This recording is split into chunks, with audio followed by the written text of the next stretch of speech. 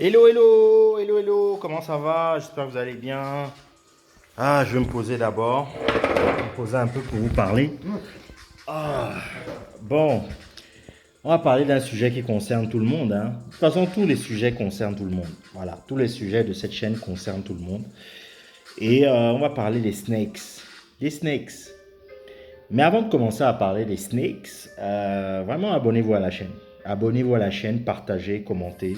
Ça peut aider beaucoup d'entre vous. Si ça ne vous aide pas, je pense que ça peut vous aider, mais ça peut également aider beaucoup, beaucoup d'entre vous. Un petit frère, une copine, un conjoint, etc.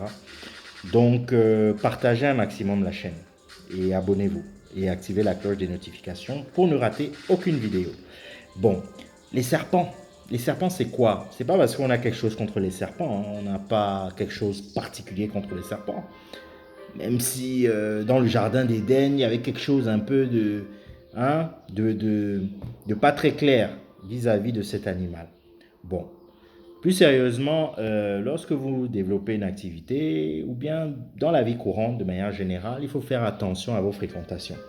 Il faut faire attention. J'ai une vidéo où je parle justement des cercles, des amitiés, des gens que vous devez fréquenter ou non. Euh, Vous devez être très vigilant avec les gens avec lesquels vous marchez. Voilà. Comme je le dis souvent, on est la moyenne des 5 personnes avec qui on marche le plus. Voilà. Et par moment, lorsque justement le succès arrive, lorsque vous vous développez, il y a plein de gens qui essaient de se greffer autour de vous, qui essaient de se greffer à votre succès pour en tirer profit. Voilà. Ou pour, je ne sais pas, pour diverses raisons. Et il faut très vite pouvoir les identifier. Alors un serpent, c'est quoi? Identifier un serpent. Comment est-ce qu'on identifie un serpent? Voilà. Pourquoi j'utilise ce mot? Parce que ce mot est gênant. Il y a des gens qui n'aiment pas ça. Rien qu'entendre le truc serpent, il y a des gens qui n'aiment pas ça. Voilà. C'est justement ça. C'est pour montrer que il y a un élément gênant dans votre environnement. Et un serpent, c'est un animal qui arrive à se mouvoir, qui arrive à zigzaguer comme ça. Et on ne sait pas trop où il est. C'est-à-dire qu'il y a les hautes herbes, on ne sait pas trop où il est, on ne sait pas, il entre dans tel trou, il ressort par là-bas. Voilà. Donc, dans vos affaires et dans votre vie en général, vous aurez souvent des serpents. Des gens qui sont là pour X ou Y raison. Et il y a des attitudes qu'il faut pouvoir remarquer et pour démasquer le serpent. Le serpent, on peut le voir notamment par exemple lorsqu'il y a quelqu'un qui a l'habitude par exemple de vous lancer des pics, des petits pics en public. Voilà, c'est-à-dire quelqu'un qui peut être jaloux, il a cette capacité à vous lancer des petites piques, des petites blagues mal placées devant des étrangers. Donc il n'hésite pas à vous rabaisser sous le ton de la blague, mais en réalité c'est quelqu'un qui n'en pense pas moins. Et c'est une forme de jalousie. Donc ça, c'est une première façon de remarquer. Une deuxième façon, ce sont des personnes qui ne partagent jamais votre travail, c'est-à-dire qui n'apprécient jamais et qui ne montrent jamais de l'approbation par rapport à ce que vous faites, qui n'encouragent jamais. Voilà.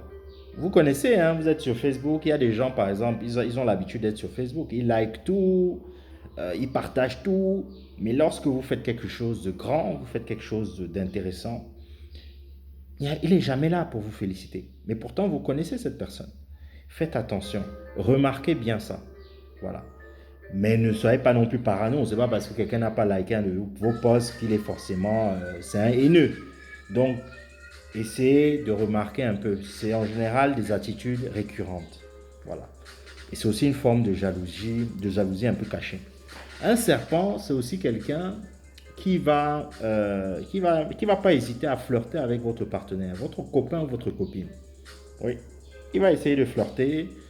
Il va avoir des comportements déplacés. Il va essayer d'être intime, beaucoup plus intime avec des personnes très très proches. Ce sont des gens qui essayent de s'immiscer d'une manière ou d'une autre. À ne pas confondre avec quelqu'un de sympathique, de sociable, qui, euh, qui a l'habitude, enfin, qui, qui agit d'une certaine manière, qui a l'habitude justement d'être très ouvert, etc. Mais il y a des gens, ils font les choses vraiment de manière calculée.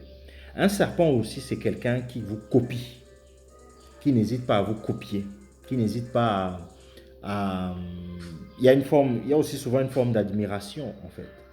Une forme d'admiration. C'est quelqu'un qui, je ne sais pas, vous avez ouvert un restaurant au mois de janvier, cette même personne ouvre un restaurant au mois de juin, mais ne vous en a jamais parlé. C'est censé être votre ami, mais vous n'en avez jamais parlé de ça en fait.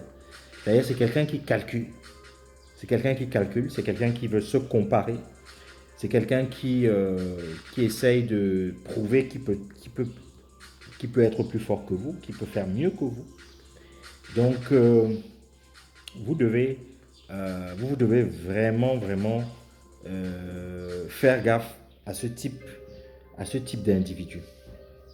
Donc, sachez qu'un serpent peut vous faire beaucoup, beaucoup de mal. Peut faire beaucoup de mal à vos activités. Il peut vous saboter derrière. Donc, un cinquième point, c'est qu'un serpent, c'est quelqu'un qui parle dans votre dos. C'est quelqu'un qui parle dans votre dos. Voilà. C'est-à-dire qu'il a l'habitude d'avoir des interactions pas très élogieuses à votre égard. Il y a un autre type de serpent qui vont parler dans votre dos, mais il va parler de certaines choses, mais ça ne va pas forcément être mauvaise, mais il y aura toujours une petite pointe de critique. Voilà. C'est-à-dire que cette personne ne viendra pas en face de vous dire, écoutez, écoute, voilà, moi je pense, j'ai vu ton business, c'est comme si, c'est comme ça. Est-ce que tu ne penserais pas, c'est le conseil d'un bon ami, quoi. Est-ce que tu ne penserais pas que tu pourrais faire tel ou tel truc? Non, cette personne va essentiellement parler dans votre dos et des gens vont venir vous rapporter ces choses. Voilà, donc faites très attention. Une autre caractéristique des serpents, c'est que euh, ce type de personnage ne participe, ne fait jamais partie de vos moments importants. Voilà. C'est-à-dire que vous ayez un mariage, un baptême, une célébration, etc. Si vous regardez dans l'histoire, ce sont des gens qui n'avaient pas souvent le temps, justement, du temps à vous accorder. Voilà. Ce sont souvent ce genre de personnes qui se meuvent. On sait se meuvent, se mouvoir, c'est se meuvent. Bon, bref, conjugaison bizarre.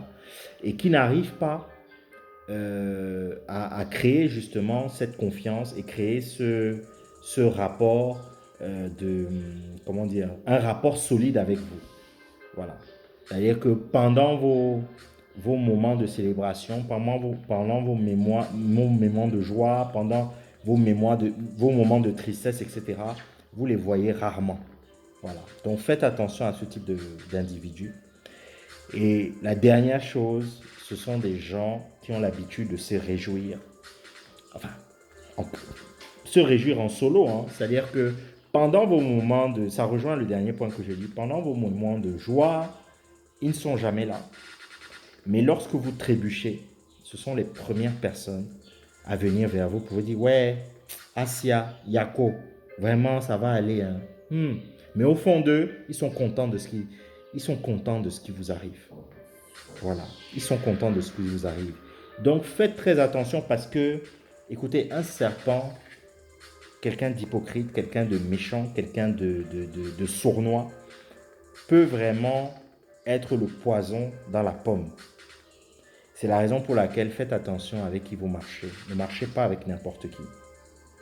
Marchez avec des gens avec qui vous avez bâti des amitiés solides ou bien des gens sérieux avec qui vous travaillez et qui vous ont prouvé votre loyauté. Voilà. Parce que la loyauté, c'est quoi? Prouver la loyauté, c'est en fait être loyal, en fait, c'est être fidèle à quelqu'un malgré des situations qui vous auraient permis de ne pas lui rester fidèle. Si par exemple quelqu'un vient maintenant et dit, bon, je t'offre 10 millions de dollars, mais je veux que tu mettes du poison, ou bien je veux que tu espionnes Christian Gann. Bon, je dirais une chose. On me dit 10 millions de dollars pour aller espionner mon ami. Je vais prendre les 10 millions de dollars. Hein. Mais on va dire que je serai un agent double. C'est-à-dire que je vais aller dire à mon ami qu'on m'a dit que voilà, mais bon, je vais prendre l'argent, on va se partager. Je vais essayer de faire un truc comme ça. Mais bon, passons. Si on me dit par exemple, écoute, voilà, tant de millions d'euros, tant de, voilà, mais je veux que tu le trahisses. Voilà. Si cette personne refuse et vient vous parler, et vous dit que non, on m'a proposé, si vous me proposez ça, j'ai refusé, bon, c'est déjà une preuve de loyauté. C'est déjà une preuve de loyauté. Mais il y a des gens, ils vendent père et mère pour 100 000 francs CFA, quoi. Voilà. Donc, faites attention à ce type de personnage. J'espère que ça vous a aidé. Ça vous aidera dans la vie d'identifier ces gens. Ne soyez pas parano. Tout le monde n'est pas mauvais, tout le monde n'est pas méchant, tout le monde n'en veut pas à votre argent, à votre femme, à votre business. Tout le monde, voilà, tout le monde n'est pas comme ça. Mais il y a beaucoup de gens qui sont comme ça. Allez, passez une bonne journée. À bientôt pour une prochaine vidéo.